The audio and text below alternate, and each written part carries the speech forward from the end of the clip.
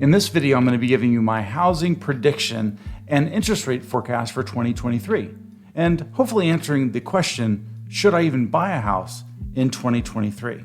Hey, this is Rick Elmendorf, and on this channel, I do a lot of videos surrounding mortgage, lending, purchase refinancing, as well as housing and market updates like the one you're watching now. So if you're new, please consider subscribing. And with that, let's get started with the video. So the question is, should I even buy in 2023? Here is my housing prediction and interest rate forecast. And by the way, if you want a copy of this PowerPoint, please go ahead and email me. The link will be in the description. A popular YouTuber, What's up, Graham? It's Guy is here. Specializes in real estate, investing stocks, building wealth, and he's grinded his way to over 4 million subs. Wow. The latest housing data is becoming more and more like an episode of Westworld, where the longer it continues, the worse it gets. But I find it, for one, kind of ridiculous that he's clickbaiting people to not buy in 2023. And I understand that YouTube is much about the holy clickbait and titles are designed to get people to watch, but I really need to set the record straight and hopefully be the voice of reason as to, for those people that have watched this video, or at least the first several minutes, we're just focused on this thumbnail. Yeah, this one. I mean, seriously, if homes were at a 50% discount, wouldn't it be a good time to buy? Yes! One of the articles referenced in his video early on is that home sales have slumped 35% in November, the biggest decline on record. And finally, let's address the title of the video. Home sales slumped by 35%, which was the biggest decline on record. Before I get into the housing predictions, I want to point out that this article is talking about home sales falling, not home prices. As you can see, the article further states the median home sale price rose 2.6% year over year.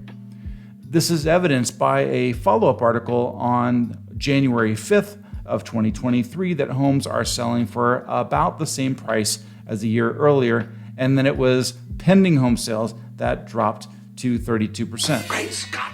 Now, while this is massive, I'm not saying that home prices have fallen across the board, and nor am I saying that we're looking at having a depreciating market. It's really not what's going on. So let's take a look at my housing predictions. There are 5 things noteworthy. Number 1, lower inflation.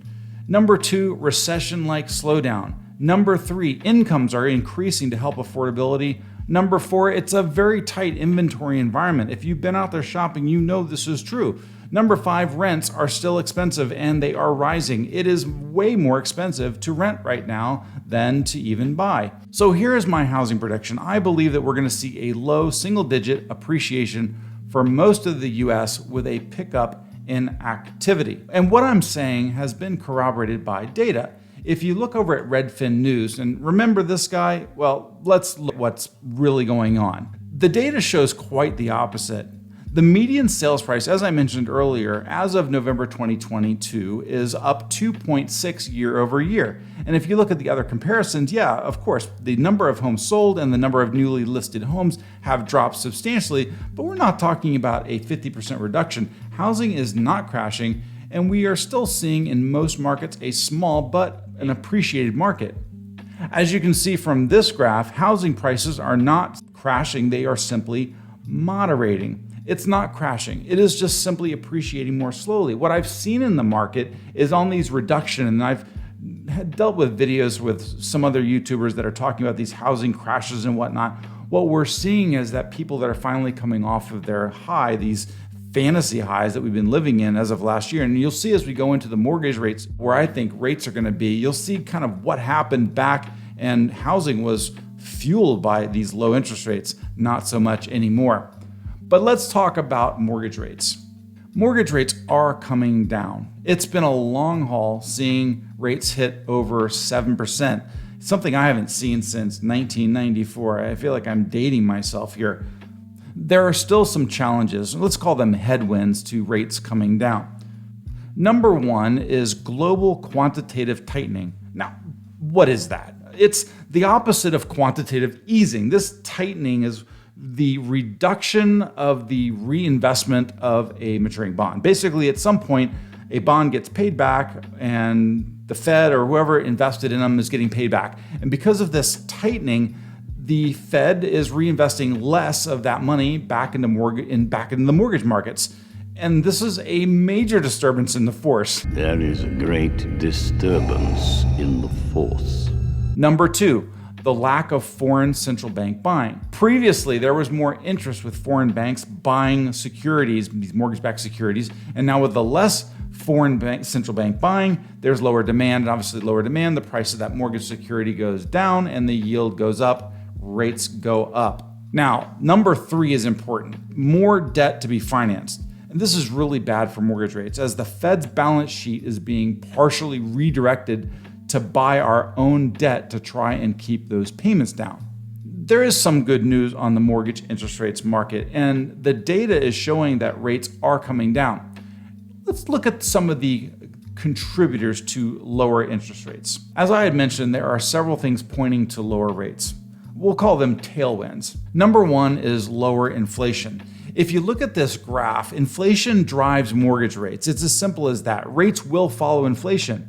Note, however, during this early 2021 period down here, where we had this QE period, this quantitative easing, this was where the Fed, in contrary to what was happening with inflation, this line being inflation, QE kept interest rates low, albeit artificial. Now, QE, or quantitative easing, is the opposite of QT, quantitative tightening, whereas the Fed was not only just reinvesting, they were just plowing money into the mortgage markets. And if you go back to 2020, when COVID was happening and this whole thing happened around, March timeframe, the Federal Reserve, this QE almost crippled the mortgage markets. There was so much money that just got thrown into the mortgage markets, and it threw basically, we'll just call it all of the hedge bets of these lenders, made them almost worthless, and it caused a lot of margin calls for these lenders, and a lot of these lenders couldn't pay the margin calls. These were I knew one lender had a $50 million margin call at one point. So it's just a ridiculous thing that happened. But unfortunately, this QE really did not help. Damn. Going back to the slide, unfortunately, this QE really did nothing to help the markets, otherwise fueling an overheated housing market. And so the Fed decided at this point here in time to figure, hey, nothing's working, so I'm going to take my hands off the wheel. Damn. As you can see, mortgage rates just went up. Mortgage rates follow inflation, and at where we've seen some easing, and I do believe that we are at a position where inflation has peaked and coming back down, and you're going to see mortgage rates come back down. Wow.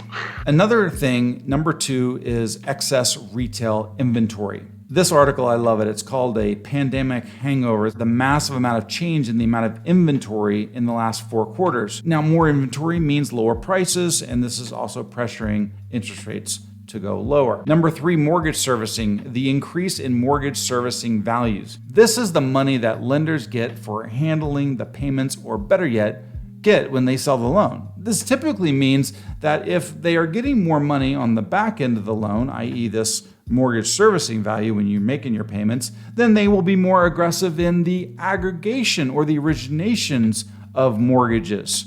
So, in other words, they're going to offer lower mortgage rates. Now, I want to talk to you about recession. A recession is highly likely. A recession is coming because we have been living off credit cards and savings have been plummeting. Yeah, because we've been living off savings. Look back at 2020 with a massive reduction in the credit card debts, right? Look at this. Why did that happen? Well, this is when rates were stupid low. So the whole world refinanced their mortgage into the 3% range. And then for the first time in umpteen years, people finally took advantage of the lower rates and equity in their homes to consolidate debts. But it didn't last. And as you can see at that same mark where inflation started to kick in, we still had QE during this period. However, when the screws started to tighten, you can see the massive increases in debts and savings accounts having dwindled. So here is my mortgage rate forecast. A 30-year fixed mortgage will move to 5% during the first half of 2023. We're pretty close to where that is now. And if you look at this mortgage rate chart as of January 6th, close of business, this is October 21st, 2022. This was where we had 7% interest rates, the highest I've seen since I got into the business. But as you can see, there is a nice trend. Up is good, green is good, and red is bad. So we have a nice trend developing for higher prices, which means lower yields. Needless to say, there's a lot to say here, but mortgage rates are reacting positively to the data and are going lower. The question, should I buy in 2023? Well, sorry, Graham, the answer is yes. But as all of the data we've seen suggests, accurately predicting anything is really a shot in the dark. Housing. There will be low to modest appreciation in housing prices in most markets in the United States. Mortgage rates. They will come down sharply, near 5% during the first half of 2023, with the US 10-year near 3% or lower. But perhaps the biggest consideration of why you should buy in 2023 is the competition. Most buyers out there are just waiting until rates drop. The problem is that if you wait, you'll be trying to get into the same boat at the same time as everybody else. And sellers will be less willing to deal. Sellers right now are dealing. I am seeing it as boots on the ground on the street as a loan originator. Sellers are negotiating on their price, they're paying closing costs. Buyers are in a really good position. So it is my opinion at this point, and seeing what will happen in 2023, that you get in now, that you do buy in 2023, and not only buy, but buy now. This is Rick Elmendorf, and I will see you on the next video.